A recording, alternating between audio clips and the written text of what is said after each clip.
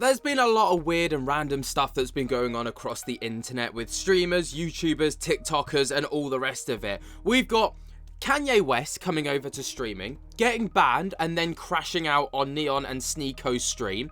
You've then also got KSI getting intimidated by Dylan Danis after he does a, public event in Dylan Danis's, what do we call it? His city, I suppose. And he gets intimidated by a potential threat. You've got Jack Doherty crashing out on his security. And then you've got DrLupo, who is being accused of being a cheater, refuses point blank that he cheated at all before then apologizing for cheating.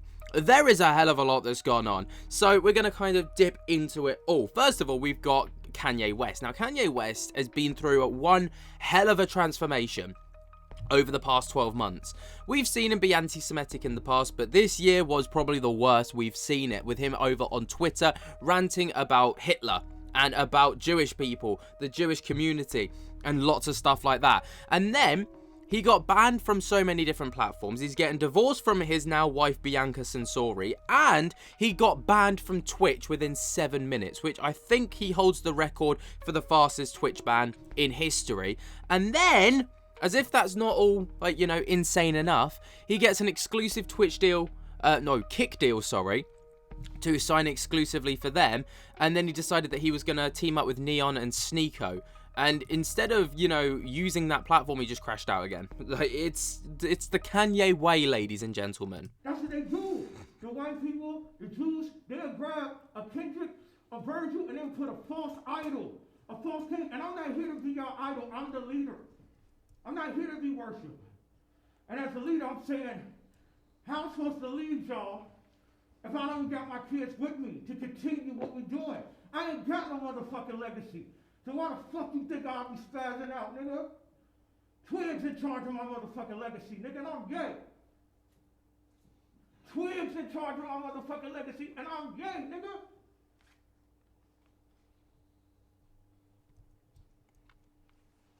Turn that shit off. I'm in charge. I'm in charge of my legacy. Let me put that in the universe. Thank you, Act. Kanye West is actually the new Fousey. I'm saying it now. Kanye West is the new Fousey. I'm sorry. Anyone that's a Kanye fan, I'm sorry, I said it. Next thing that we've got, right, is KSI and Dylan Danis. So, KSI has recently done a stream where he went over to New York, and the first person that found him won $1,000. And it ended up going to a guy who found him, right, but didn't even know that the challenge was taking place, which is kind of funny. But he got when it was announced, Dylan Danis put out a bit of a threatening tweet, basically stating, "You're in my city, you better watch out where you're going." And we've seen in the past that people surrounding Dylan Danis have threatened other people who surround KSI in the past when they've been over in New York. We saw it with Logan Paul, right? He was intimidated, and Dylan's come out to say that if it wasn't for Dylan, Logan would be dead, because he, someone went to pull stuff on him, and Dylan was like, no, I hate him, but I don't hate him that much. You don't have to kill him. But Mams Taylor, who is the manager to KSI, sent Dylan Danis this text message, apparently, before they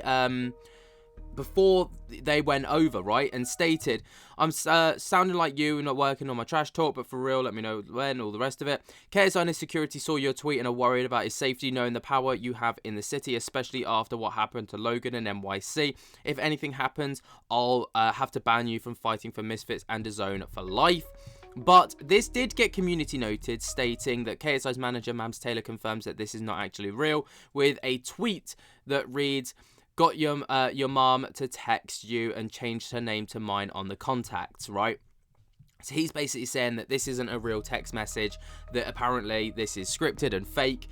But, I can't imagine that KSI would let someone like Dylan Danis have that win, or that feeling of, power, because that's just not the KSI way. So I can't imagine it is real, but there is a possibility that it could be genuine, but I don't think it is. Anyway, moving on. The biggest thing that we've got to come out of the internet recently is DrLupo getting exposed for cheating. Now, DrLupo has really built his credibility and career, especially over the past few years, and apparently he cheated in a chess tournament. I mean, of all the things to cheat in, a chess tournament is insane. Imagine like building up your credibility and your career to fumble it in a game of chess. Well, according to chess.com over on Twitter, DrLupo has been closed for fair play violation that occurred during today's PogChamps event. He will be replaced with a consolation bracket before we start tomorrow's round.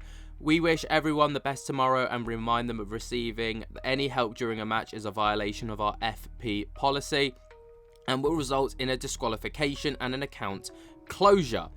I mean, it's pretty mad that he actually got banned, but he reacts to being called fake over on his stream. People coming in saying that you cheated against the wolf guy, okay? I got another guy on YouTube as well saying I cheated. What I missed? Who called Lupo a cheater? Probably Wolfie's chat. He said I looked at my left side every time before making a move. The impulse of looking at chat. Oh, okay, dude. I don't know, man. Hey, Chess Kryptonite on the YouTube side. Listen, man. If you want, you can watch back through. That's fine, dude. People are saying he's looking at his left monitor. I naturally just here. I can even hit the button for you. This is what my monitors look like, dude. I'm sorry. I'm sorry that I beat your boy. It was one game. It was two games. I mean, the first one I got lucky on. Coming back after losing the queen. I'm not great at chess. I had a really good couple games. I'm not trying to play the pity card, dude, but it sucks seeing the chess.com chat. You know, between games, I'm pulling it up. People fucking being dicks, you know? They're accusing you of using chat? I don't think so. I don't really know what they're accusing me of doing. You guys are on my left monitor, but I hide you when I'm in a game. Besides, when I was practicing, I saw some of the shit y'all were recommending, and it was bad. You have an engine up on the other screen spitting out the best moves? Those take forever to do stuff, though? We're on a time limit. The best way to keep somebody interested is after they play a fucking good game to just come in and shit talk. That's good. So, there you are. He's basically claiming he didn't cheat at all. And he even doubles down on this sentiment, you know, stating that, he straight up denies that he did not cheat during this chess tournament. I really do respect that you owned up to it. Can you comment on whether it was an engine or not? So when I posted on Twitter about it, at that point I come clean. And whether you believe that or not, that's fine. Ultimately, the moves I'm assuming then came from a cheat engine, because if they were 26 perfect, yeah, they obviously had to be sourced from that. But then he comes out and actually apologizes for cheating. So he completely doubles down, tries to gaslight his audience into thinking that, oh, I didn't cheat. I didn't do that. That's not what happened. So he doubles down on it, gaslights his audience, and then realizes when the heat's too much, he's like, do you know what? I fucked up, guys. I fucked up. What ended up happening, I betrayed the trust of the chess community. I betrayed the trust of my chat. And I lied directly to Wolf. And so if for some reason you see this, I'm sorry. I got caught in a fight or flight moment and panicked and doubled down. The reason I'm saying this stuff is not because I'm like, I don't want sympathy. I don't need that. Actually, if anything, I told mods to not censor anything in chats today because it's the only. I mean, I deserve it. I do. I absolutely deserve it. I fucked up. I fucked up and hurt people that were probably pretty excited to have a big creator in their space. At least used to be big. I've loved chess for a really long time. Played when I was in middle school and high school.